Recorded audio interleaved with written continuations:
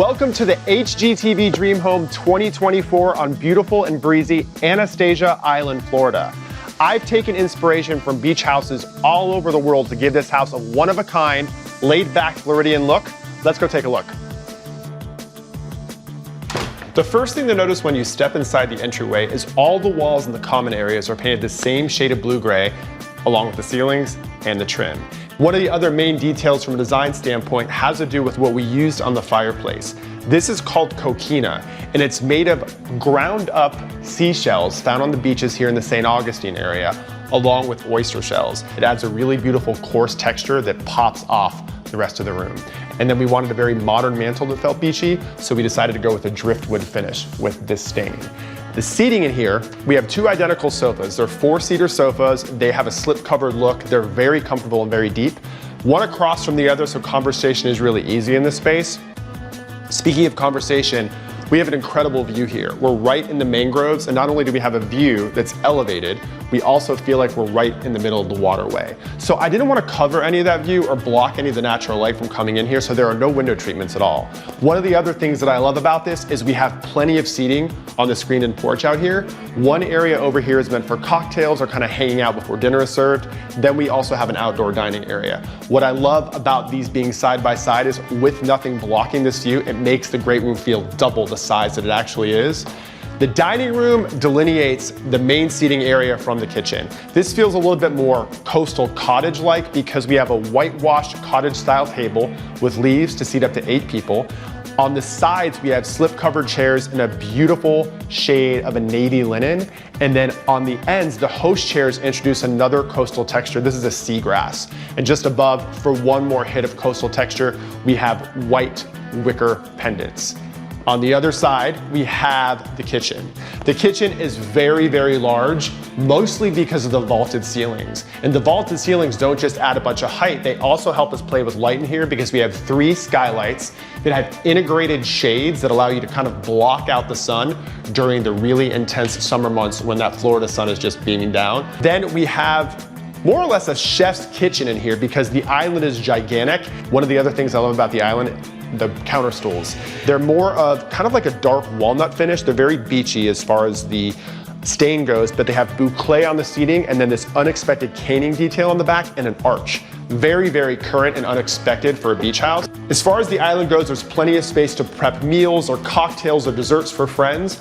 This is a faded aqua, and then the perimeter cabinets are more of a denim shade of blue. And the cabinets aren't just pretty, they're super practical. We have plenty of storage components inside all of them to maximize all the storage space. Then we also have almost 4 feet of width here to circumnavigate. So there's plenty of room for people to hang out in the kitchen when it's time to entertain. Just across from the island is the pantry. It's painted this really Floridian shade of coral, and there's plenty of open storage for the things you want to see on a daily basis, and plenty of closed storage below for the things that would otherwise just create clutter. And on the other side of the main floor is the primary suite and also the pool bath. Stripes make their way into the pool bath with these 7-inch vertical stripes in blue and white from floor to ceiling. And there's also a little splash of red on the cabinetry just to give it a very classic Americana vibe. And around the corner is the primary suite.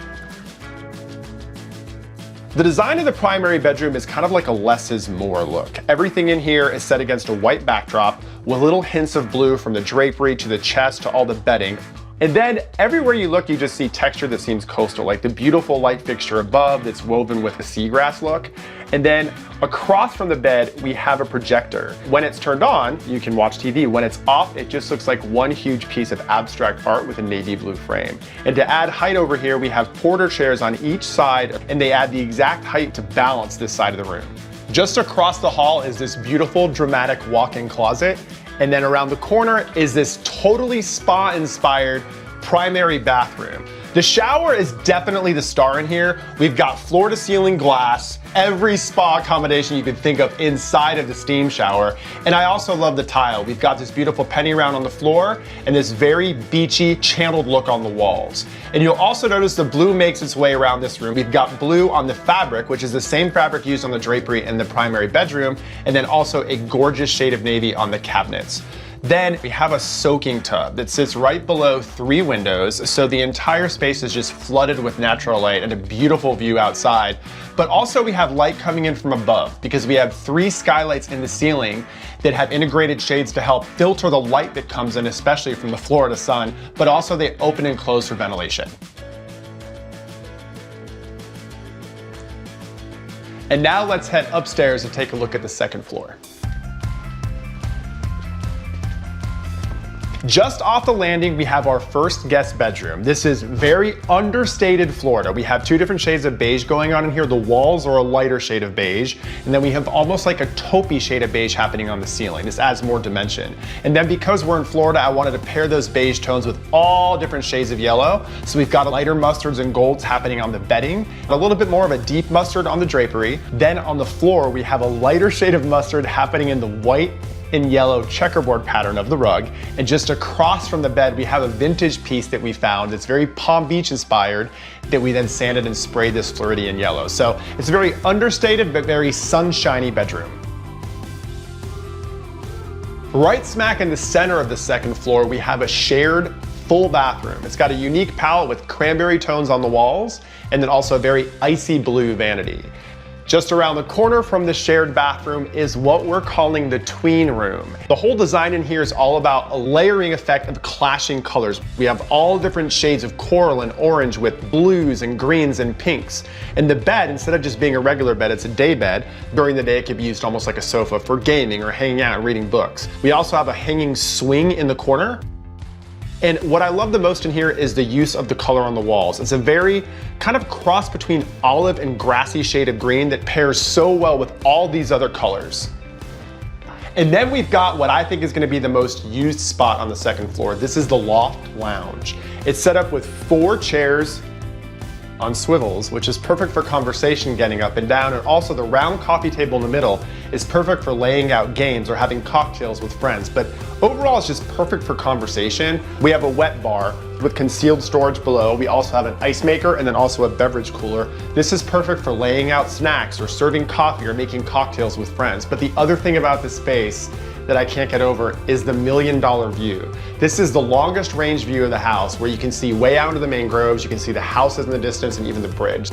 So that's it. That's the entire interior tour. And now let's head outside so I can give you a tour of the outdoor spaces. Starting right here in the screened-in porch. What is so spectacular about having a screened-in porch here in North Florida is you can use it all 4 seasons of the year.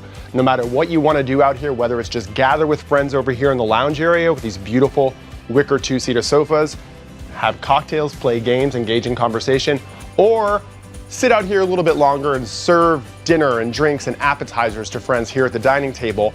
One of the other things that's great about it is because we've got the 2 ceiling fans, even during the warmer months in the summertime, this area is just gonna be a beautiful place to take in all the spectacular view. Now, just outside of the screened-in porch, with about 3 steps down to this area on one side of the property, we have different seating mixed along this side of the house where you can actually sunbathe in these loungers. Another little conversation area over here with these egg-shaped chairs. But the biggest thing on this side of the house has got to be the outdoor kitchen, which is meant to take in everything that Florida has to offer.